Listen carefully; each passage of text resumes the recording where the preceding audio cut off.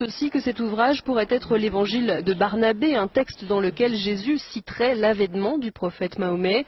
Quoi qu'il en soit, le manuscrit a été placé sous haute protection. Il serait estimé à plus de 17 millions d'euros. Cette Bible soutient que Jésus n'a pas été crucifié, le Vatican est sidéré.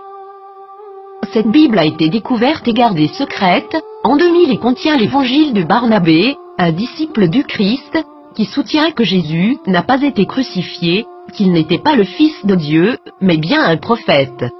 Cette Bible soutient aussi que l'apôtre Paul est appelé l'imposteur, que Jésus a fait son ascension tout en restant vivant et que c'est Judas Iscariote qui a été crucifié à sa place.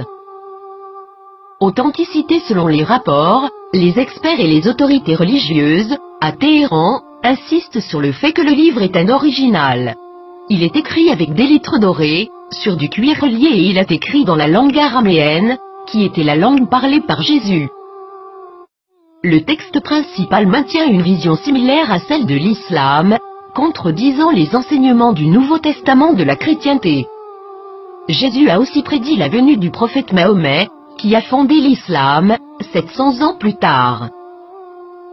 Plusieurs croient que, durant le concile de Nicée, l'Église catholique a choisi la forme qu'aurait la Bible, omettant l'évangile de Barnabé, parmi d'autres, et favorisant les 4 évangiles que nous connaissons aujourd'hui.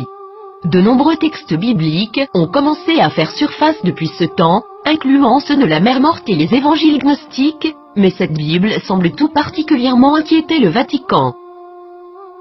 Qu'est-ce que cela signifie pour les religions chrétiennes et ses adeptes? Quelque chose d'inconfortable. Le Vatican a demandé aux autorités turques de pouvoir examiner le contenu du livre. Maintenant que ce livre a été découvert, accepteront-ils cette preuve? La nieront-ils? L'appelleront-ils un mensonge musulman, comme l'a fait le magazine Truth en 2000?